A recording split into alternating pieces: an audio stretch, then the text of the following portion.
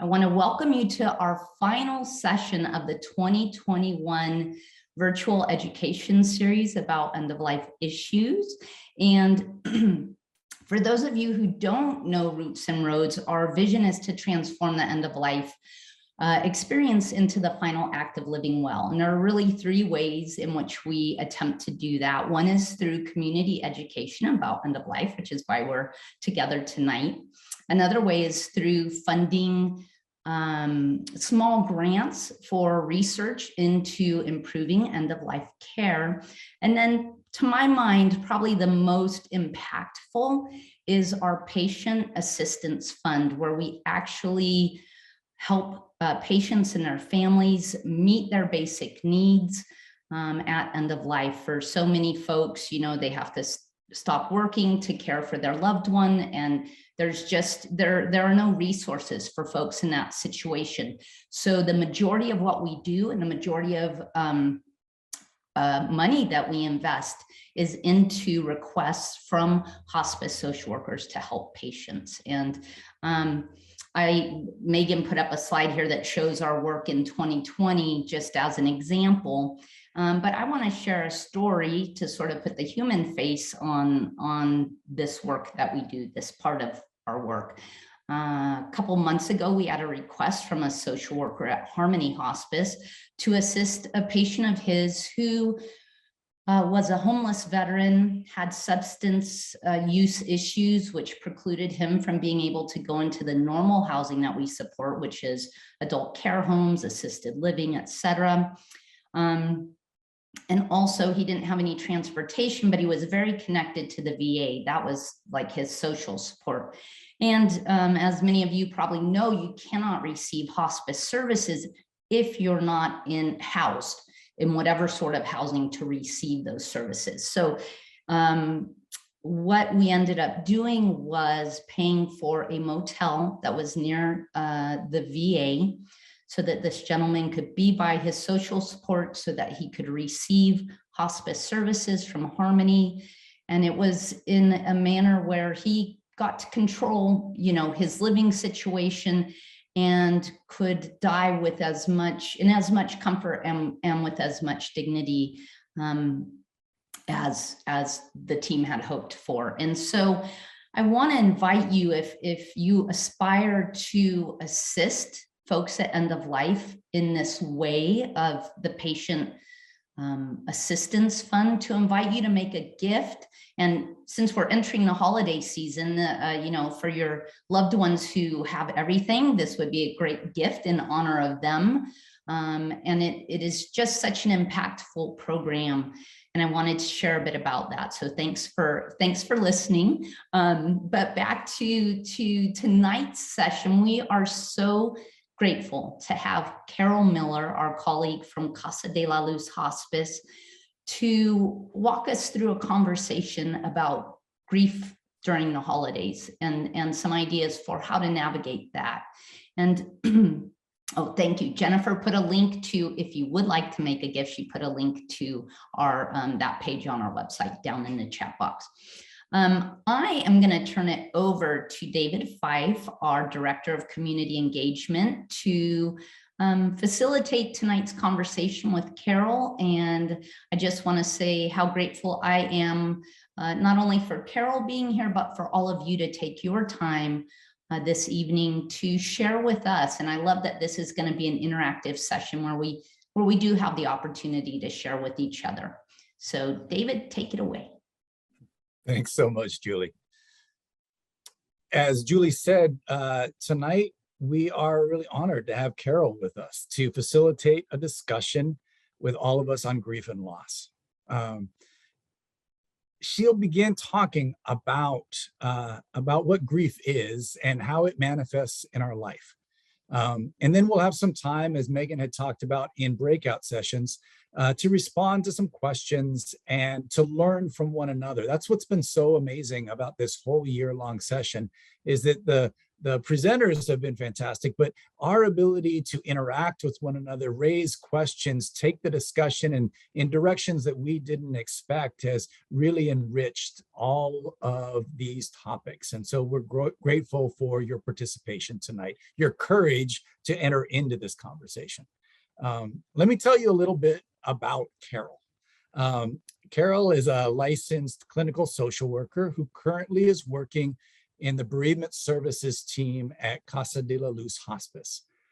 Throughout her career, Carol's personal and professional history with grief and loss have spanned a period of over 30 years, beginning with the deaths of her two sons shortly after birth. Carol has a master's degree in social work from Virginia Commonwealth University. Her work in the field of grief and loss is extensive. I encourage you after this session to go back to our webpage and read her bio to see all of the different ways that she has entered into this field and has sought to be able to be of support to individuals and groups and families in their journey through grief. And on a personal note, Carol has been a mentor to me over the years and has opened my eyes to the many ways we can experience grief, but also to the ways that healing can take place when we can come to a place to accept that healing. So Carol, thank you so much for being with us tonight, and we'll turn things over to you. Okay, great. So hi, I'm so excited to be with you all. And yeah, in fact, today I just finished doing our annual holiday presentation that we do every year through Zoom, of course, now. And it was just wonderful to be a part of this bereavement team at Casa and share this experience with them, along with, I think we had 22 participants in the group. So that was really wonderful. And we did rituals and we did movement and we did all sorts of stuff. So it was great. So, and that was followed by a grief group that I'm running. And so I've been really having a day of working with people. And I really appreciate you being here, partly because I think we don't want to talk about grief. And especially at the holiday time, right? It's not something that's on the top of our list to discuss or be a part of. And I think we're doing a little bit better overall, talking about death and thinking about what's important as we get closer ourselves and what we need to be able to provide to our loved ones.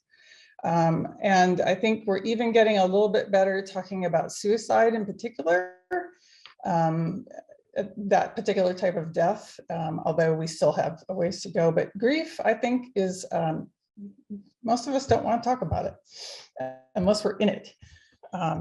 It's just, I've got other things to do with my time. So I appreciate your being here. So I want to just start us off with just basically a quickie overview of grief and loss. So what is loss? Loss is we lose someone or something, right? Period, the end. They're no longer in our life, or it is no longer in our life. It doesn't have to be a person, right? And grief is the multifaceted and natural response that we have to a loss, any loss or change. So multifaceted being it hits us in a whole lot of different ways, and natural. We're supposed to grieve when we experience a death or when we experience a loss that is deep and meaningful. So anybody want to just stick their hand up and tell me a particular loss that they have experienced recently? Any loss. I had a loss of a job. Yeah. Loss of a job. Nobody else has had any loss? Laura. Hello, everyone.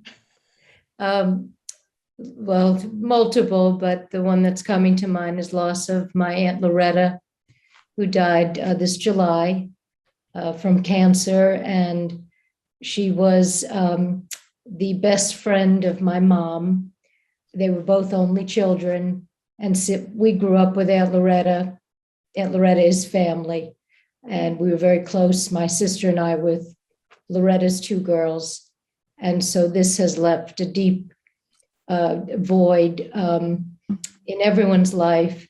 And in particular for me, as I reach back to think about my own mom, who's still with me, how she has lost her person, her go-to.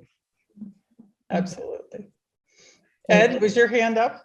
Yeah, I was just wanted to relate that I lost my cousin last month to COVID. Oh, He was a truck driver, 65 years old, did not get vaccinated, unfortunately, and suffered for a month in bed with COVID and passed away late October. yeah. Thank you. Elsa? Hi, yes. I lost my mom 10 years ago from cancer, and I lost my father 4 years ago, also from cancer. So I'm just trying to reconcile what does it mean to continue holidays without them and trying to make my own family and my own traditions. Mm-hmm. Great. Thank you. And one more, Elsa Swires. And I just have to be amazed that there's another Elsa on this call. But actually, yes, I wanted to share. I lost a spiritual mentor. It was in June, I think. But I have her photograph right on my desk, where if I start to stray a bit, Mickey Brown is right there to get me back on track. So, but yes, it was a very tender time. Yeah. Thank you. All right. So yeah, and I want to just go through a few other types of losses, because I think we always think of death definitely as a loss, but there are so many others, as David mentioned, job loss. I lost him when he left.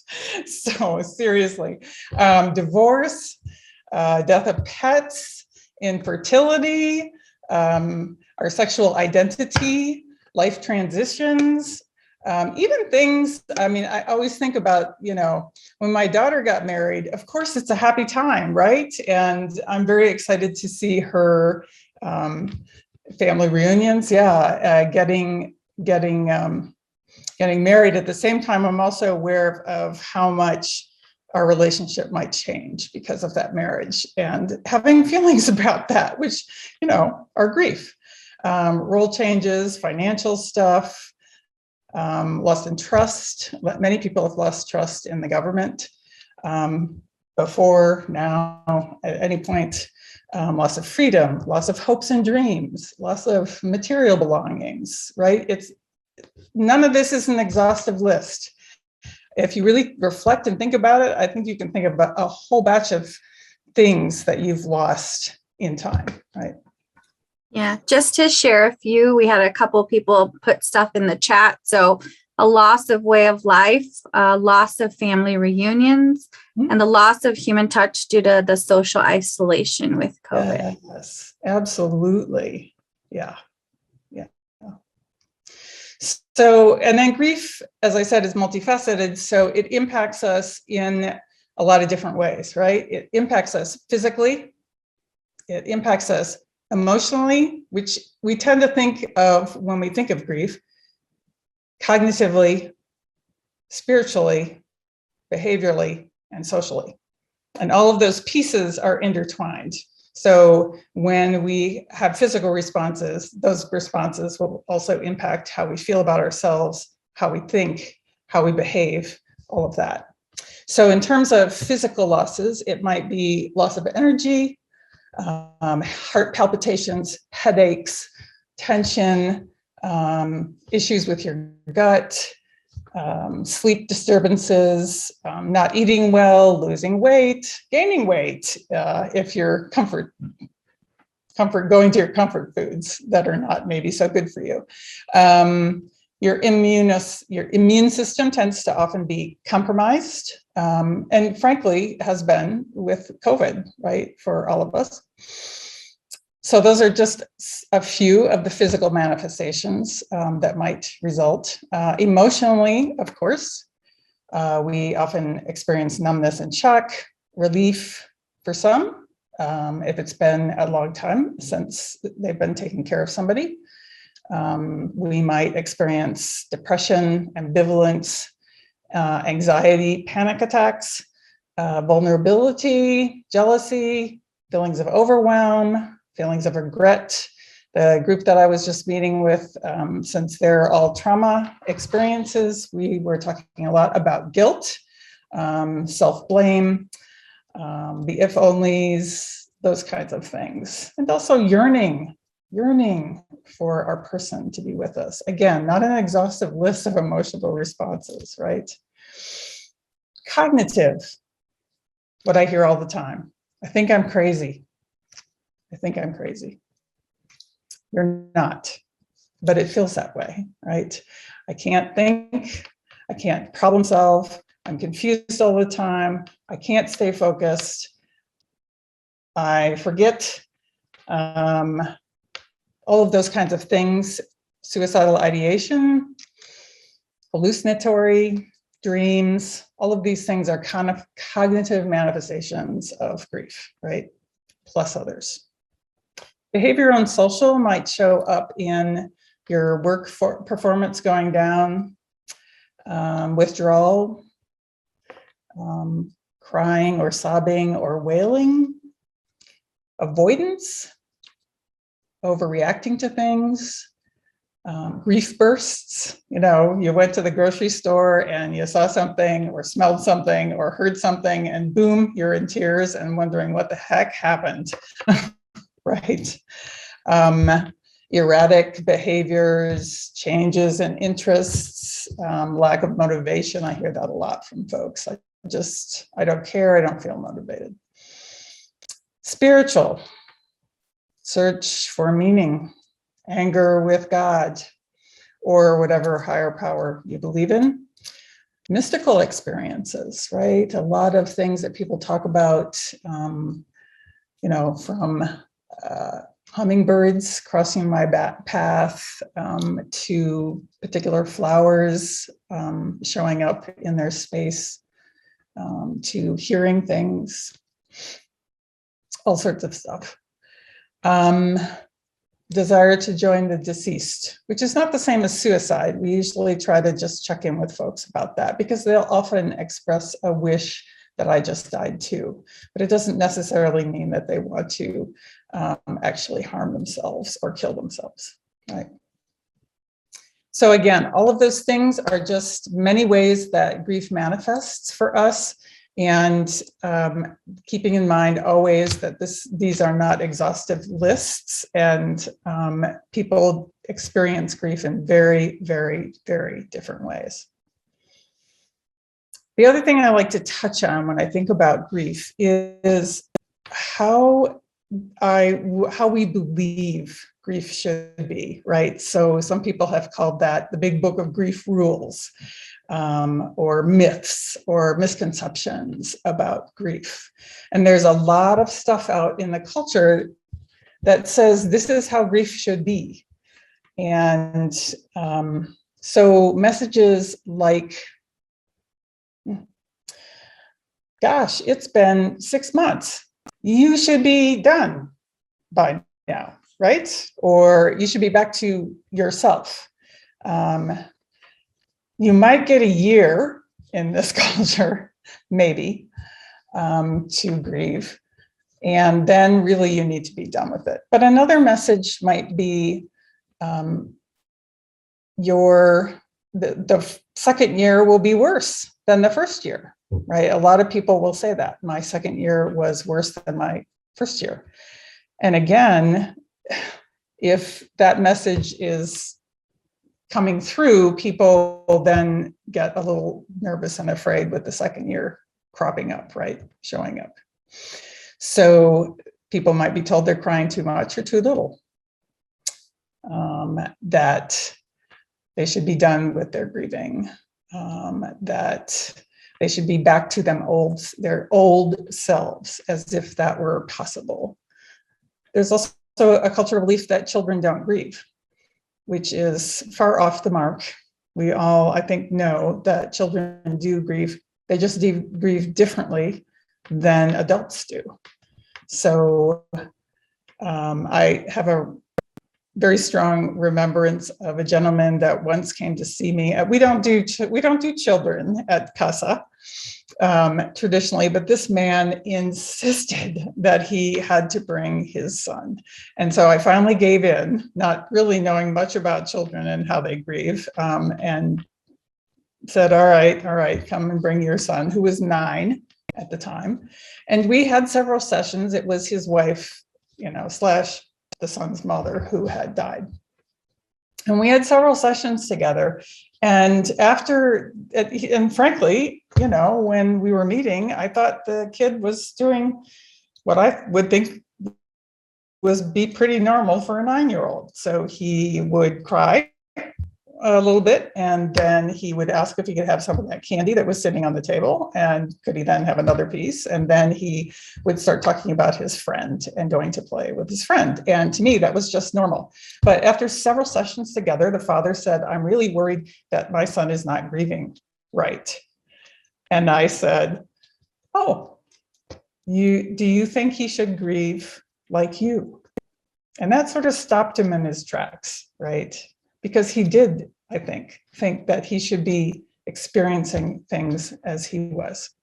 And the reality was that's not how a 9-year-old, where he is developmentally in his brain. That much I know anyway about children and grief. So anybody else have an example they can think of that they want to write in the chat about a idea or a belief that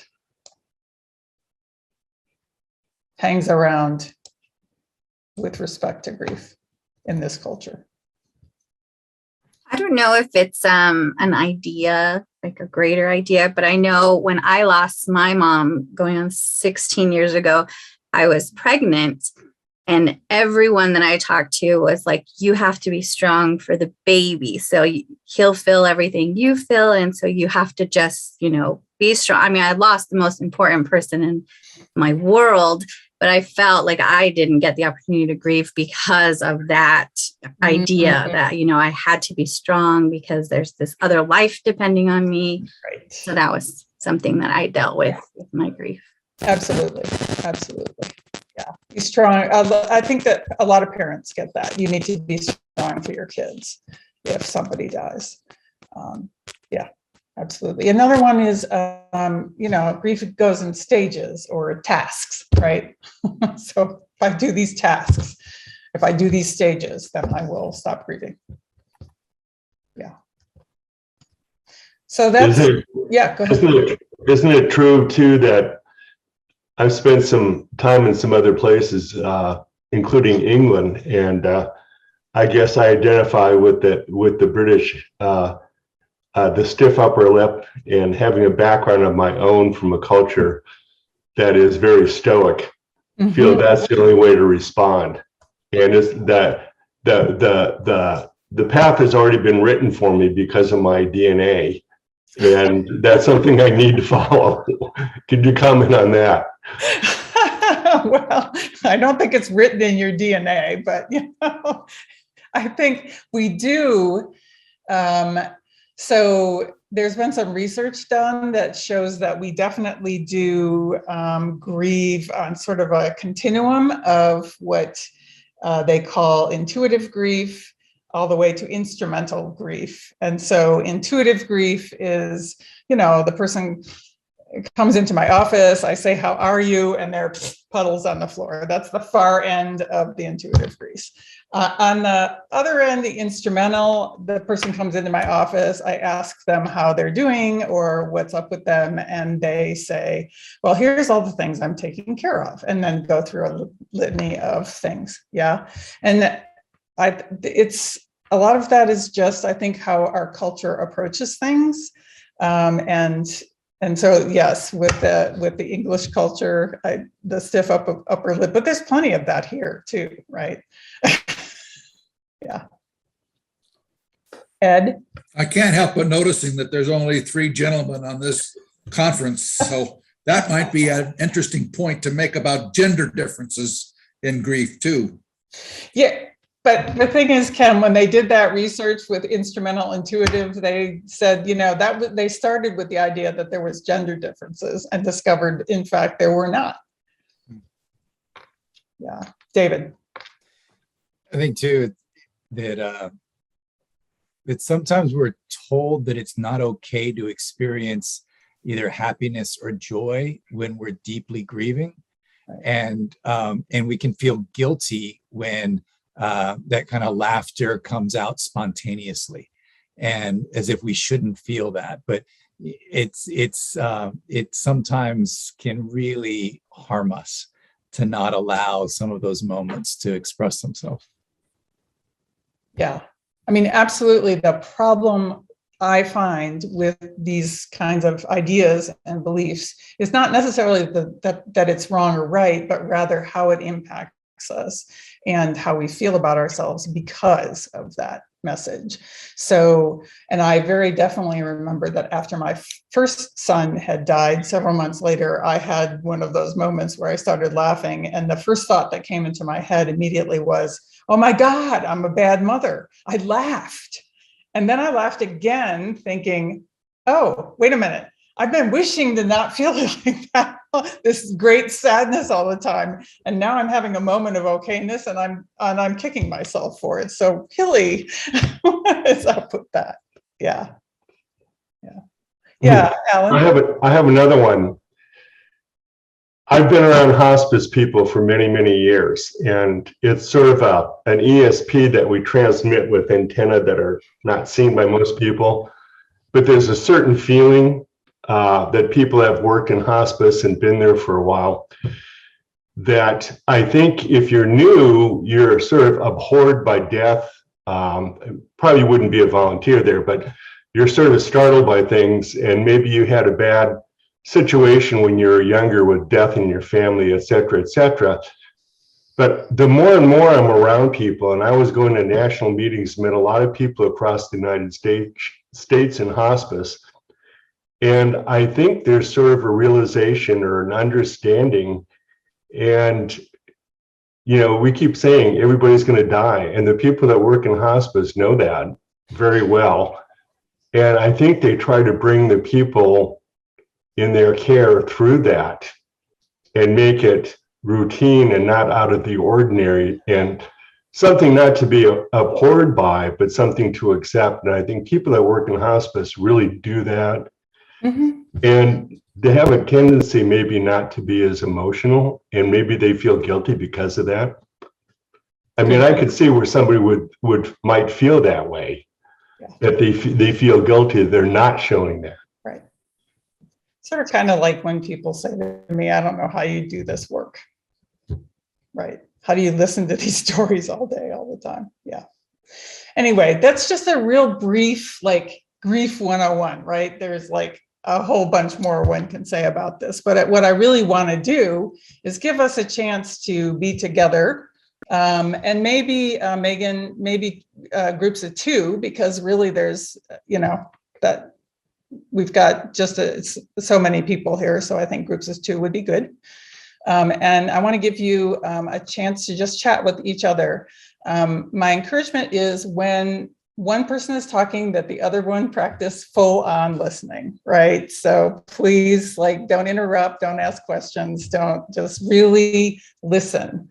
And Megan will sort of maybe give us a halfway mark. We're about there. We'll be in the rooms maybe about 10 minutes. And here's what you'll be talking about. I want you to think about this past, not this holiday coming up, but that last holiday. So that was our first COVID holiday. And also just even thinking about the 2 years that we've been through this experience of COVID, and asking yourself, reflecting on how did my holidays change, or how did my life change because of this pandemic? What ways did my life change? What ways did my holiday have to change? What did I lose, right? And then also, how did you take care of yourself to get through? How did you take care of yourself to get through last year and the holiday, as well as how do you keep taking care of yourself as you move through this COVID pandemic? Okay, got it?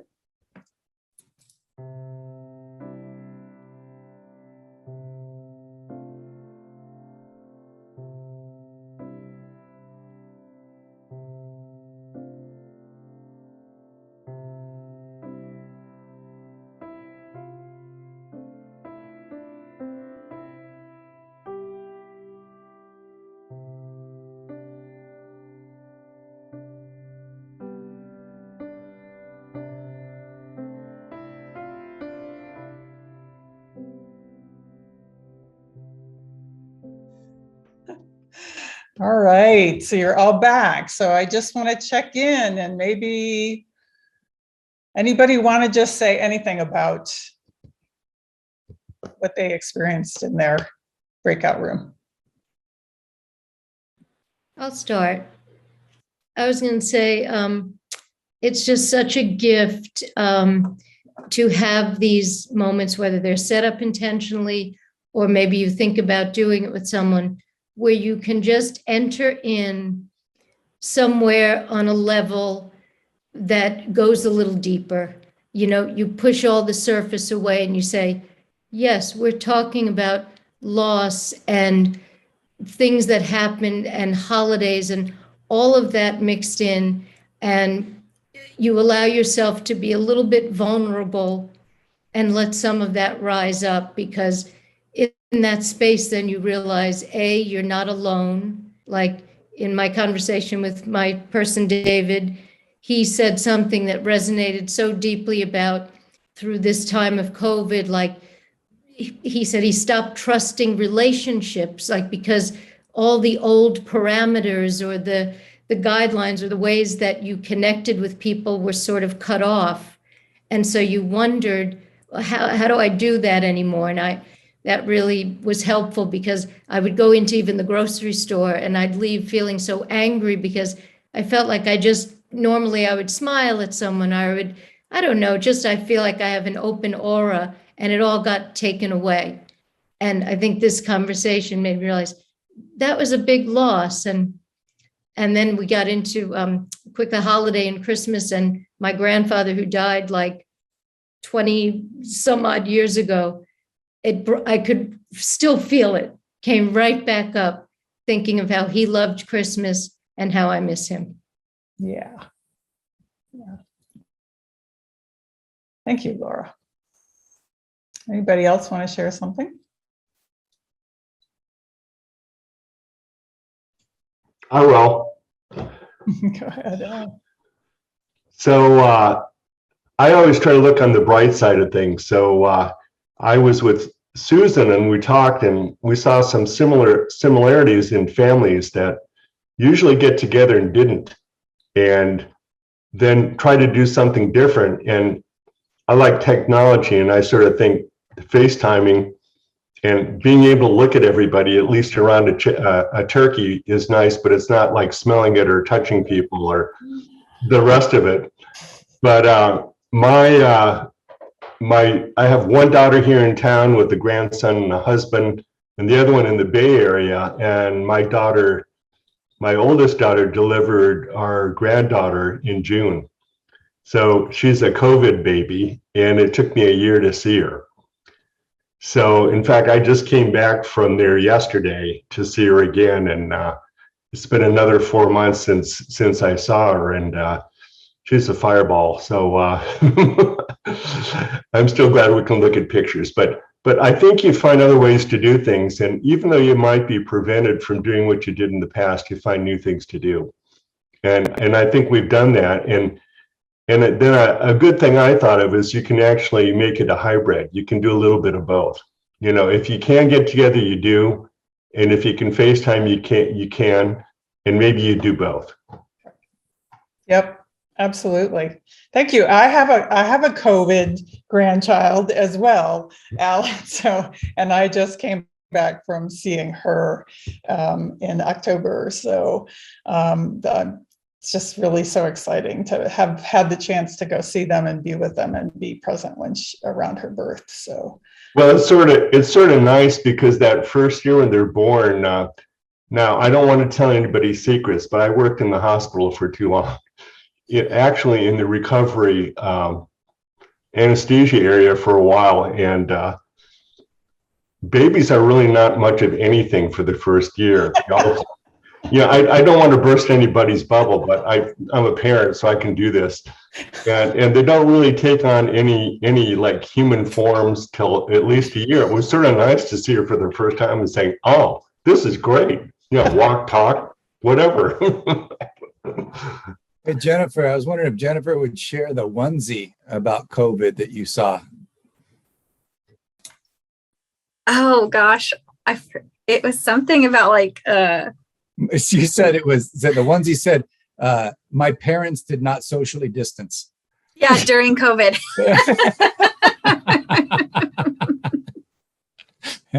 Love it.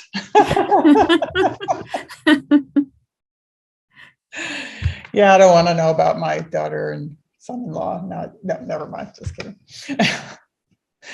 All right. Anybody else want to share? Yeah. Anything? Yeah, I know it's good to laugh, but I must just say it was a privilege for me during our breakout time to listen and to appreciate the courage of that person going through what they're going through, the decisions they've made to help themselves in a difficult situation, and finding a way through. And that was a very much of a privilege. So, yeah. Yeah.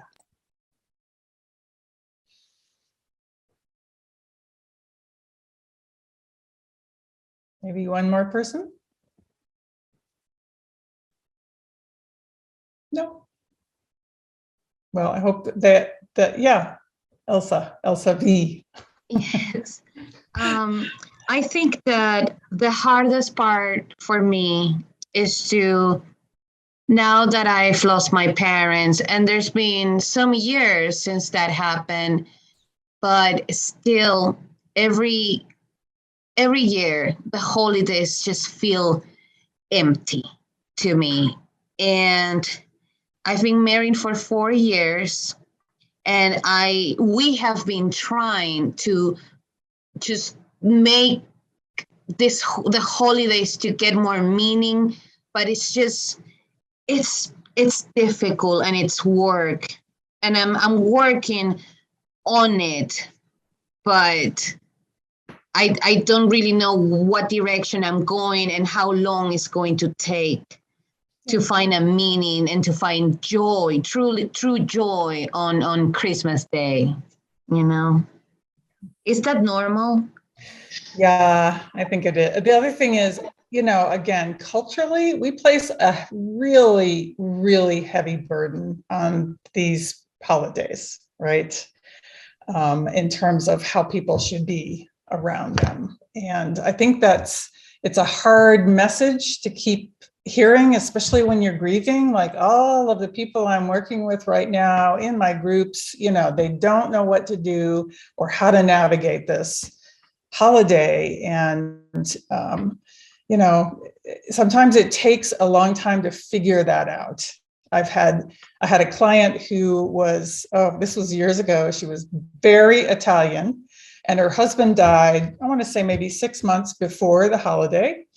And she insisted in the weeks coming up I'm going to do exactly the same thing I've always done. Same huge meal, same treat, everything the same. And I was like, okay, sounds fine. Go for it. She comes back the week after the Christmas holiday and says, that was the stupidest thing I've ever done. And I said, well, you wouldn't know that unless you tried it, right? So now you know that is not something you might want to continue to do. You might want to figure out. So people will go from, I'm going out of town to, well, if there wasn't COVID, to, I am going to ignore it entirely. And it's really something that takes a while to figure out. And we can invest meaning, I think, in many different ways, but sometimes it takes a while to figure out what that might look like.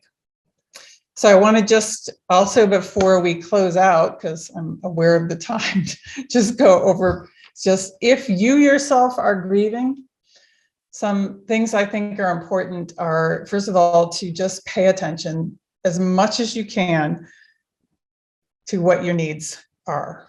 What do I need right now? And not listen to all the chatter around you that says you should be doing this and you should be doing that. If you don't want to celebrate, then that's your choice. What I find is it's really most important to be in charge of the choice for yourself. So not just allow the holidays to happen, but actually make a choice. I'm not going to do anything, or I'm going to go to the movie, or I'm going to invite just a few family members, whatever, but you're the one making that choice, right? And a lot of times people actually find that coming into it is way more and anxiety producing than the actual days themselves.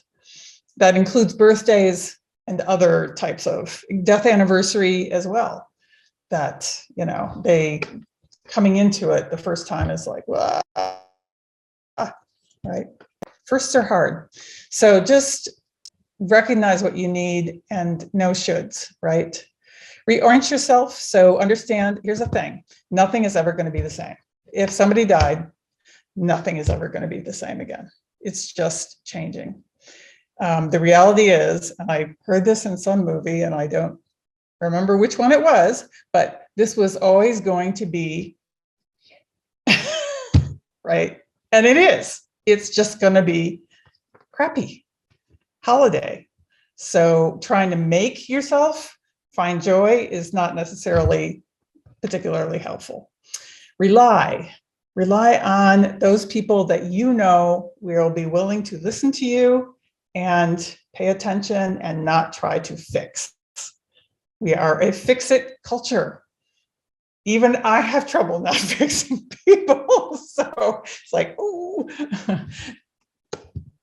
it's okay. Find people who just will listen. And remember, here's the other thing. Remember the person. It's great to set a place at the table if you want to.